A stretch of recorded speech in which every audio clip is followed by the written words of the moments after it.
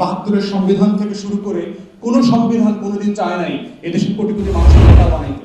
তারা এদেরকে বোকা বানায় রাখতে চাইছে, আমাদেরকে বলদ বানায় রাখতে চাইছে, কারণ তৈরি টাকা দিয়ে কেনাবেচা করা যাবে। লাখো শহীদের রক্তে কেনা দেশটা কারো বাপের না, এই প্রশ্নটা তো না শিখে, এটা যেন কেউ করতে না পারে। এই প্রশ্ন করতে পারার মধ্য দিয়ে সে ভোটার হয়ে যাবে, এবং এটাই হচ্ছে এখানকার রাষ্ট্রের শোষক গোষ্ঠীর সবচেয়ে বড় ভয়। যদি এরা ভোটার হয়ে যায় কোনোদিন, আমাকে চ্যালেঞ্জ করে বসবে। অধিকাংশ ভোটার কোনোদিন জিজ্ঞেস করে না তো যে আপনি ভোট দিলে কেন ভোট দিব আপনাকে, ওয়াই, আপনি কি করবেন আমার জন্য, কেন করবেন, আগে করেন নাই কেন, গত 5 বছর তো ছিলেন আপনি, কেউ প্রশ্ন করে না।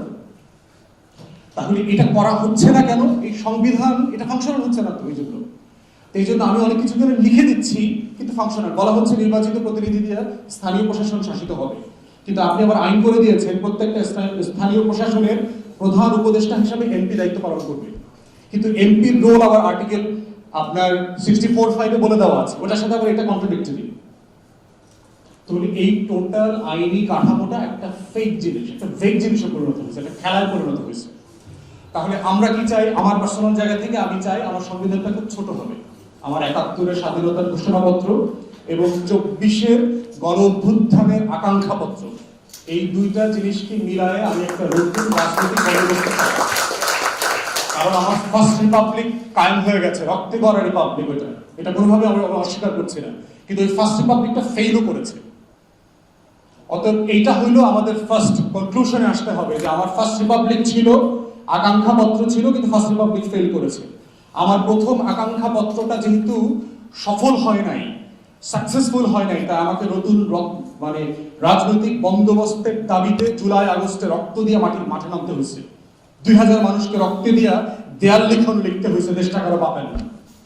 সব রাজবংশকে বলা হয়েছে, শুধু এক রাজবংশকে বলা হয়নি, দেশের সকল রাজবংশকে বলা হয়েছে দেশটা কারো বাপের না। দেশটা যে কারো বাপের না এটা 72 সংবিধানে রেখে বলা যাবে না, কারণ ওইটা বাপের সংবিধান ছিল। অতএব বাপের সংবিধান রাইখা দেয়াল লিখন লিখলে হবে না, দেশটা কারো বাপের না। সেই জন্য আমার নতুন সংবিধান লাগবে। এই দুইটা আকাঙ্ক্ষা পত্র আসতে হবে। দ্বিতীয়ত আসতে হবে সিম্পলি রাষ্ট্রের কাঠামোটা, যে আমার একটা সংসদ থাকবে, আমার এটা সেন্ট্রাল গভর্নমেন্ট থাকবে, আমার একটা সংসদ থাকবে নির্বাচিত, আমার প্রধানমন্ত্রী কি ফর্মে রাষ্ট্র চলবে, শাসন পদ্ধতি, এই কাঠামোটা লেখা থাকবে 5-7-10 পৃষ্ঠা এবং চলিত ভাষায় লেখা থাকতে হবে। আমার ন্যূনতম শিক্ষিত কৃষক মজুর জেলে যেন এটা পড়ে বোঝে, এটা যেন কার্ল মার্কসের ভাষা বাম লিটারে যেন স্টাডি সার্কেল না হয়। দেখছেন না নাটক?